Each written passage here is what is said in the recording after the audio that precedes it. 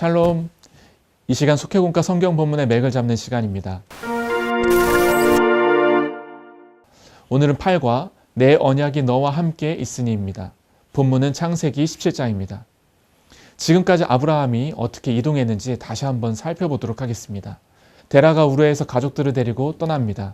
그리고 하란에 거류하게 되는데 하란에서 데라는 죽고 이어서 아브라함이 하나님 말씀을 듣고 가나안 땅으로 떠나게 됩니다. 이때 아브라함의 나이가 75세였습니다. 가나안 땅에 처음 도착했던 곳은 세겜이었습니다. 여기서 하나님은 아브라함에게 너희 후손에게 이 땅을 주시겠다고 말씀하셨습니다. 아브라함은 세겜에서 제단을 쌓고 처음으로 예배를 드렸습니다. 이어서 아브라함은 세겜에서 남쪽으로 내려가서 베델에 도착하게 됩니다. 여기서 두 번째 단을 쌓고 예배를 드리게 되었습니다. 그리고 점점 남쪽으로 내려가는데 그곳에서 아브라함은 기근을 만나게 됩니다. 그러자 아브라함은 애굽으로 피하게 되었습니다.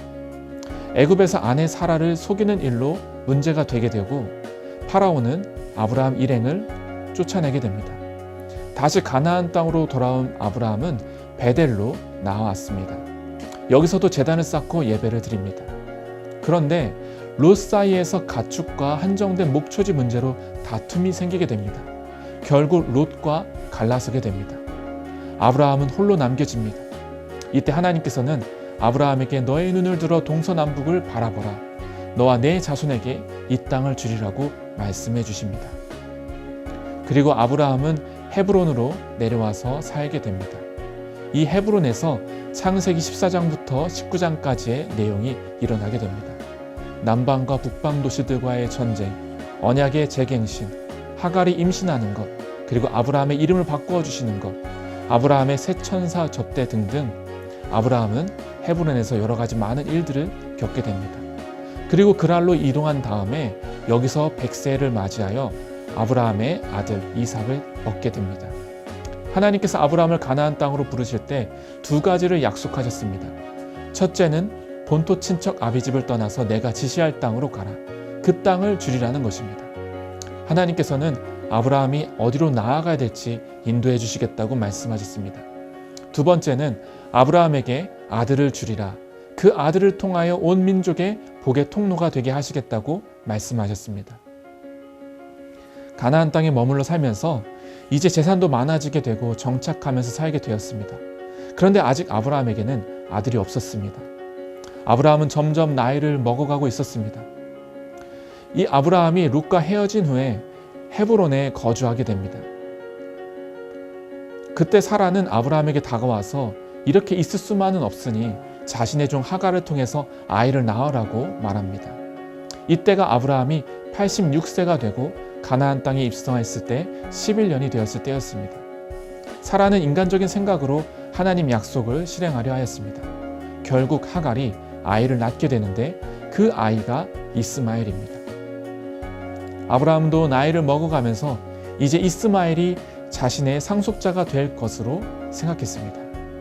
그렇게 태어난 이스마엘은 훗날 큰 민족이 됩니다.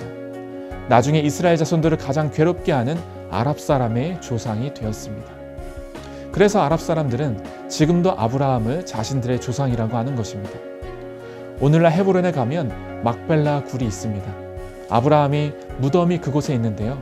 이곳에 가보게 되면 유대인들이 접근하는 지역과 아랍인들이 접근하는 부분이 다르게 나와 있습니다. 이 내부의 구조도입니다.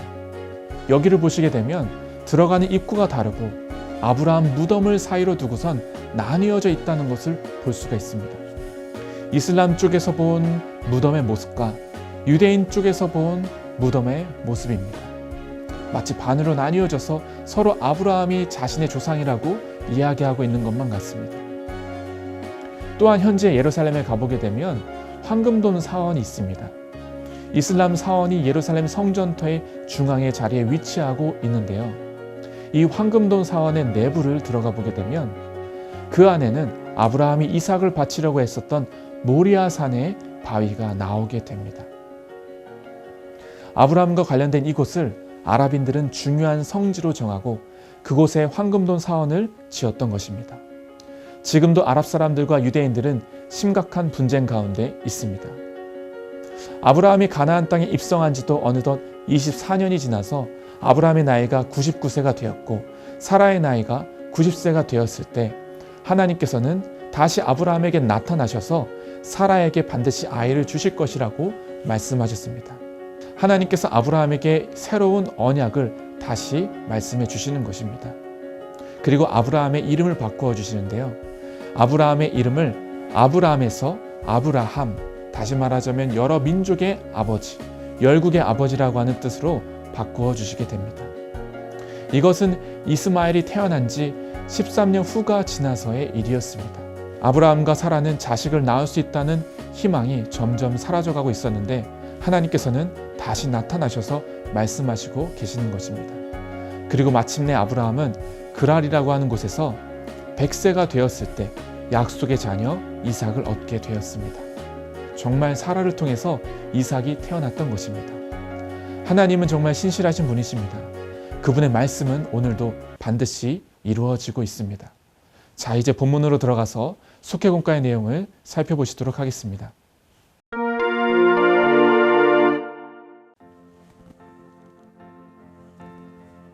안녕하세요. 김기훈 목사입니다.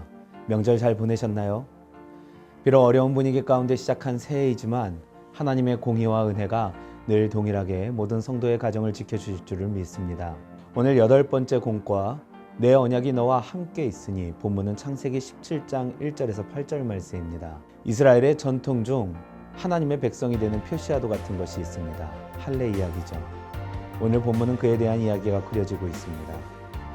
그리고 지난 7과에서의 같이 하나님은 아브라함에게 이 할례를 통하여 또 다른 믿음의 언덕으로 오늘 초청하고 계시죠. 바로 완전이라는 언덕 같습니다. 교재에서 말하는 완전이라는 히브리어적 의미는 깨끗하고 온전해진다라는 의미입니다. 그러면 우리는 무엇에 대하여 깨끗해야 하며 어떻게 온전해지는 방법을 발견할 수 있을까라는 질문을 먼저 하게 되죠. 먼저 우리 언약이 무엇인지 한번 얘기해 보겠습니다. 하나님은 이전 창세기 15장에서 아브라함에게 그의 자손에 하늘의 별과 같이 많게 하시겠다 말씀하시죠. 또한 그전 13장에서는 넓은 대지를 보는 아브라함에게 그의 자손의 땅의 티끌같이 이 모든 것을 덮게 하시겠다라고 말씀하십니다. 그래서 앞전 7과에서 우리는 이 약속에 대한 기다림의 이야기를 나누었죠. 하나님의 약속이 성취되기까지의 믿음의 기다림. 그런데 기다림만 있냐 하는 것입니다. 하나님과의 약속을 성경에서는 언약이라 부릅니다. 당시 시대에서 이 언약이라는 것은 쌍방 간의 약속을 의미한다는 것입니다. 한쪽만 지키는 것이 아니라 함께 지켜가는 언약이, 약속이 바로 언약이죠. 같은 견지에서 볼 때 우리가 하나님께 받는 은혜의 그 이면에는 반대로 하나님께서 우리에게 기대하시는 모습도 있다는 것을 발견하게 됩니다. 가장 대표적인 모습이 무엇일까요? 순종이겠죠. 우리가 은혜의 약속에 대해 기억해야 할 것, 그것은 우리에게는 하나님의 자녀로서 주어진 은혜와 또한 이와 함께 주시는 책임도 있다라는 것입니다. 그렇다면 어떻게 사는 것이 하나님의 자녀로서 사는 것일까 하는 것이죠. 캠브리지 대학의 신약학 교수였던 로버트 뱅크스의 저서가 있습니다. 1세기 그리스도인의 하루 이야기라는 책인데요. 이것은 복음을 믿게 된 푸블리오스라는 한 사람의 일상을 기록하고 있습니다. 그는 평범한 삶을 살았지만 복음으로 인해 삶이 전반적으로 변해지는 모습을 우리에게 보여줍니다. 근데 그 모습이 억지스럽고 이렇게 살아야겠다는 의무와 책임의 모습으로 우리에게 보여주는 것이 아니라, 즉 자신의 개인 의지로 바꿔지는 모습이 아니라 하나님의 사랑과 복음의 은혜를 느낀 그에게 마치 자연스럽게 이루어지는 변화였다라는 것입니다. 이 부분이 중요하죠. 우리는 어떠한 언약의 이야기를 하게 되면 그 시점을 언약에서부터 출발하려고 하는 경우가 많습니다. 그러다 보니 주관대로 하나님을 평가하게 되고 하나님 주시는 그 은혜와 나의 노력을 저울질하게 되더라는 것이죠. 거기에서 신앙의 낙심과 실망이 시작됩니다. 그러나 성경은 우리에게 중요한 사실을 하나 알려줍니다. 아브라함과 언약을 맺으시는 하나님은 아브라함 전부터 계셨다라는 것이죠.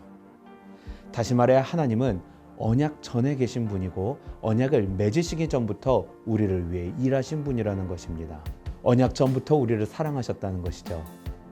언약은 하나님과 우리를 동시에 위하는 것이 아니라 언약은 오직 우리를 위한 하나님의 일방적인 사랑이라는 것을 우리가 기억해야 할 줄로 믿습니다. 오늘 8과의 제목 내 언약이 너와 함께 있으니, 아브라함에게 하신 이 말씀은 사람에게 의무를 지어주시는 하나님의 그 연상되는 것이 아니라 당신의 피조물을 사랑하시는 하나님의 모습을 보게 되더라는 것입니다. 이것이 언약에 대한 바른 이해죠. 그럼 어떻게 하면 이 언약을 바로 지킬 수 있을까? 어떻게 하면 이 언약대로 살아갈 수 있을까? 우리 본문의 내용에 비추어 함께 나누어 보겠습니다. 먼저 첫 번째, 불신앙을 내려놓아야 합니다. 불신앙, 다른 말로 우리의 믿음 없음이죠. 어떻게 내려놓아야 할까? 그것은 신앙의 순수성이 우리 삶 속에 다시 살아나야 하는 것입니다. 그럼 순수성이 살아나려면 어떻게 해야 할까요? 하나님의 기준이 우리 마음속에 다시 있어서 우리가 그것을 붙잡아야 하죠. 그것이 쉽지는 분명 않을 것입니다. 우리가 가끔 세월에 장사 없다라는 말을 합니다. 아브라함이 하나님께 처음부터 약속을 어긴 것이 아니죠. 하나님께 약속을 받은 후 아버지 데라와 함께 믿음의 여정을 떠난 지 벌써 25년째라고 공가는 우리에게 설명하고 있습니다. 물론 그 안에 기적과 같은 일은 수없이 겪었죠. 고백할 수 있는 일이 분명히 있습니다. 그러나 여전히 그의 인생의 가장 귀한 그리고 최종적인 목표가 이루어지지 않았다는 것입니다.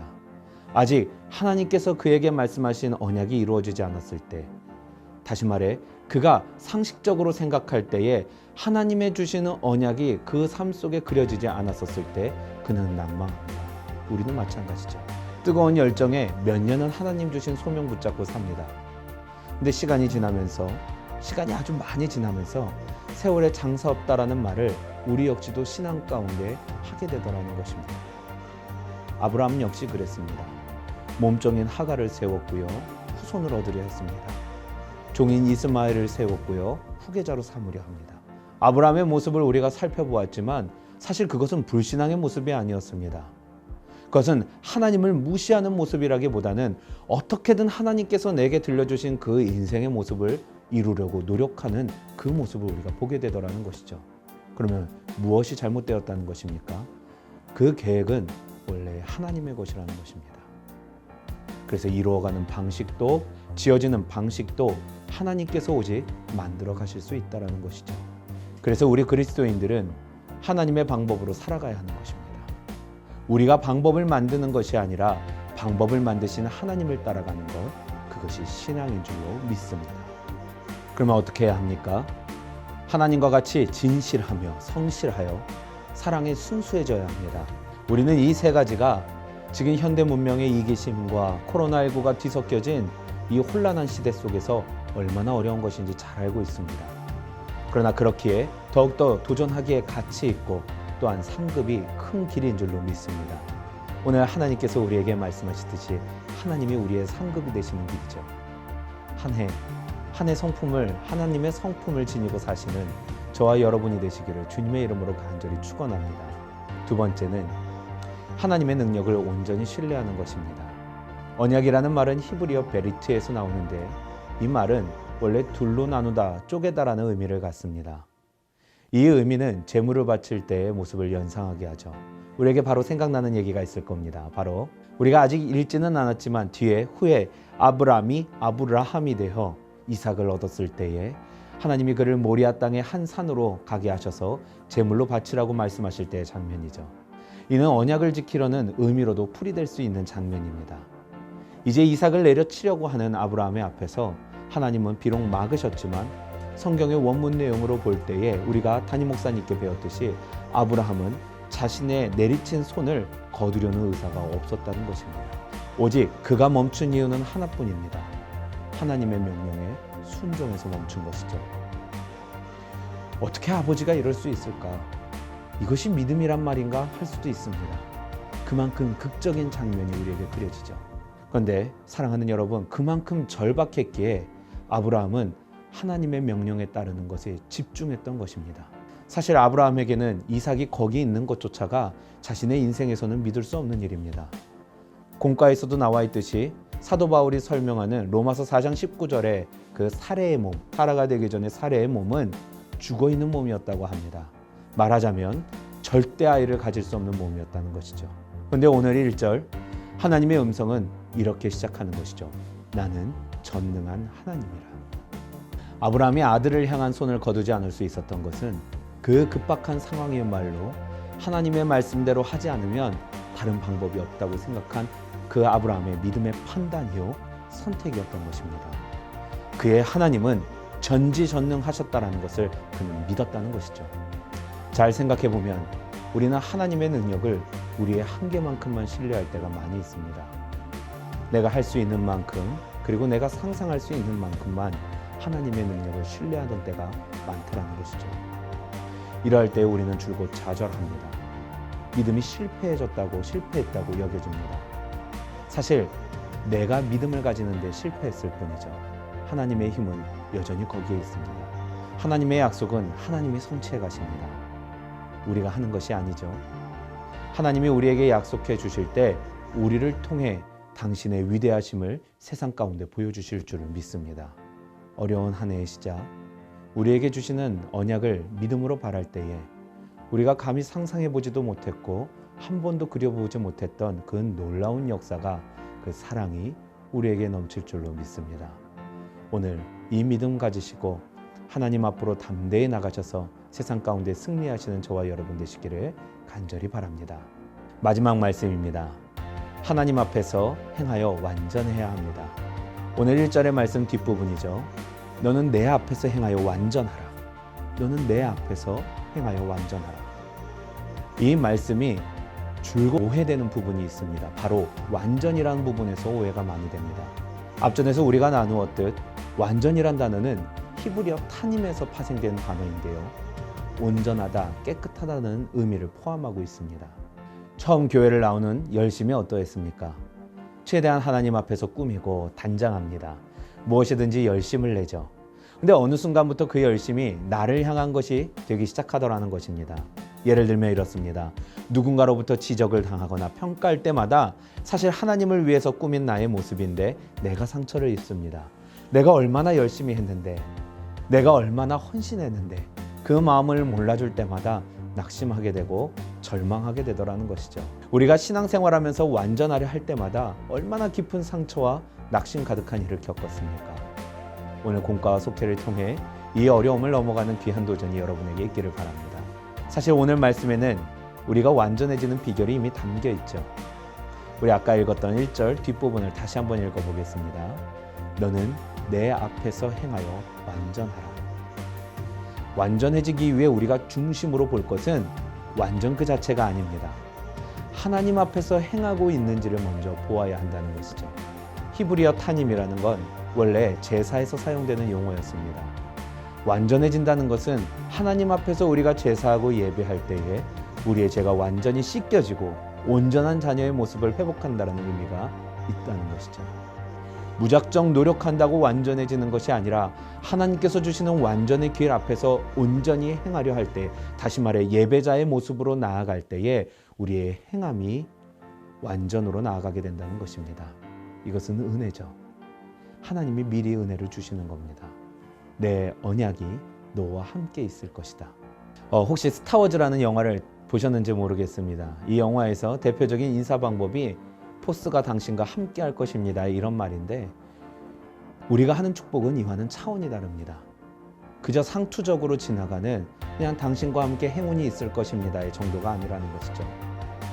오늘 제목과 같이 하나님께서 언약으로 당신과 함께하고 계신다는 것입니다. 로마서 8장 38절에서 39절입니다. 내가 확신하노니 사망이나 생명이나 천사들이나 권세자들이나 현재일이나 장래일이나 능력이나 높음이나 기쁨이나 다른 어떤 피조물이라도 우리를 우리 주 그리스도 예수 안에 있는 하나님의 사랑에서 끊을 수 없으리라. 언약의 실체이신 예수님이 우리와 함께 하십니다. 그 복 가운데에서 한 주간도 승리하시는 저와 여러분이 되실 수 있기를 주의 이름으로 간절히 축원합니다. 오늘 우리가 8과 말씀을 잘 살펴보았나요? 이제 우리의 삶 속에서 이 말씀을 적용시켜 보아야 할 텐데, 우리의 삶에서 하나님이 보이지 않는 순간이 있어요.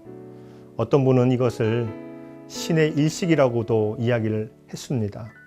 여러분의 인생에서 뭔가에 가려져서 하나님이 보이지 않을 때가 있어요. 하지만 우리가 해가 보이지 않는다고 해서 해가 사라진 것은 아닙니다. 어둠 너머에 또 구름 너머에 그 해는 찬란하게 불타오르고 있습니다. 이처럼 하나님의 약속이 분명히 보이지 않고 또 앞길의 희망이 전혀 보이지 않는다 할지라도 하나님은 여전히 살아계십니다. 여러분을 향한 계획을 분명히 성취해 나가세요. 종종 우리가 신앙을 마라톤에 비유를 할 때가 많아요. 중간에 힘이 빠질 때도 있죠. 돌발 상황도 발생하기도 합니다. 오르기 힘든 장애물도 있고요. 언덕길도 우리를 만나게 합니다. 그럼에도 그 경주를 이 마라토너가 포기할 수 없는 이유는 목적지가 기다리고 있기 때문이에요. 응원하는 사람들이 있기 때문이고 그렇기 때문에 경기를 완주할 수 있는 것입니다. 우리의 믿음도 마찬가지라고 봅니다. 아브라함도 장애물을 만났어요. 자식이 없었고요. 자식이 낳을 가능성도 점차 사라져 버립니다. 하지만 아브라함은 끝까지 하나님을 믿고 신뢰합니다. 하나님 앞에서 바로 행하고 부끄러움과 수치를 회개하고 모든 한계와 장애물을 다 뛰어넘습니다. 저는 여러분도 영적으로는 아브라함의 후손이라고 믿습니다. 여러분, 우리가 그리스도인이라는 이름을 가진 약속의 백성들 아닌가요? 그렇기 때문에 우리는 우리의 인생에서 자기가 원하는 뜻이 이루어지지 않는 것처럼 보이고 또 인생의 작은 장애물에 걸려 넘어졌다 할지라도 하나님은 의심하고 불평하고 원망해서는 안 됩니다. 우리가 종종 시참말로 그런 얘기를 많이 하죠. 에휴, 난 예수님 그만 믿을 거야. 이제 교회 그만 나와야겠다. 뭐 예수님 믿어봤자 소용이 없던데, 여러분, 이 말은 죽음의 언어예요. 불신앙의 언어예요. 성도는 이렇게 말해서는 안 됩니다. 이런 사람은 큰 장애물이든 작은 장애물이든 다 걸려 넘어지게 되어 있어요. 장애물을 이기는 방법은 오직 한 가지입니다. 믿음이에요. 하나님의 능력을 신뢰하고 하나님의 약속이 분명히 이루어질 것을 믿고 아멘 하는 것. 여러분의 말 속에 혹여 불신앙의 언어가 있나요? 여러분도 하나님의 약속을 들었을 때 이게 이루어지겠어? 하면서 사라처럼 비웃지는 않았습니까? 또 서둘러 이스마엘을 낳은 아브라함처럼 인간적인 방법을 더 의지하지는 않았나요? 여러분, 우리가 인증사실이라는 걸 있죠? 우리가 SNS나 페이스북 같은 곳에서 자신이 경험한 특별한 일들을 꼭 사진으로 기록하는 것이 있잖아요. 특별히 젊은 사람들 어디 유명한 장소를 갔다 오면 꼭 인증사를 남기는데 맛있는 것을 먹을 때에도 또 인증샷을 찍고 나서 먹습니다.